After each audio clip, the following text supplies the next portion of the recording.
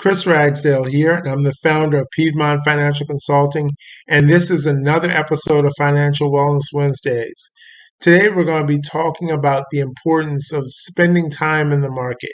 Now, we're not talking about trying to time the market, but just spending time in it. Now, to get things started, we asked a question earlier in the week, and we put it up there on our social media feeds. And we told the story of Jen and Jim. They're a 25-year-old newlywed couple. Jen, the wife, started contributing $250 a month into a mutual fund that yields 10% interest. And she did that for 10 years and then abruptly stopped contributing. But the interest that was earned just kept collecting. And her husband, Jim, waited until he was 35 to start contributing. Once he got started, he contributed the same amount, $250, into the same mutual fund as Jen, with the exception of he contributed for 30 years until he turned 65.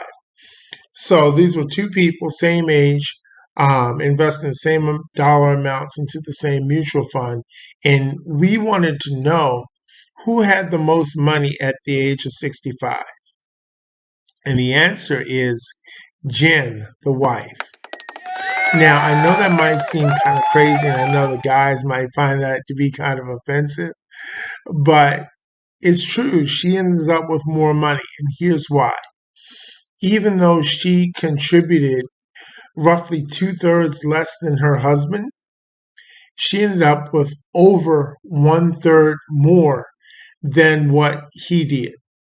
She ended up with, in this scenario, if you run the numbers, she ended up with well over $1,015,000, and he had a little bit over $565,000. Why? Time and compound interest. And the most important part of that equation is the time spent, which is where we got the theme from. You know, when at an earlier practice that I was in, we had a saying that it's time in the market, not timing the market. You know, I'm often asked, what's a good time to get into the market? Now, just get in it and stay in it. And I don't want to get into the particulars about why it goes up and down, but just get into it and stay in it, especially when you are young. You know, I wish that somebody had like a Financial Wellness Wednesday when I was a teenager.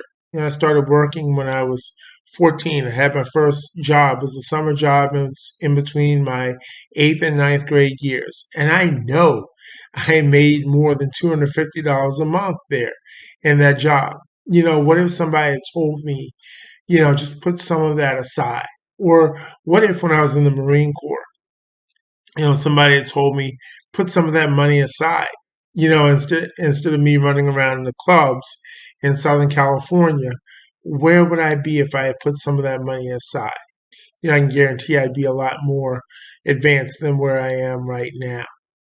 But the thing I want you all to see, it's really important that you all start saving and investing at an early age, especially you millennials, you Generation Y and Generation Z. I think that's right.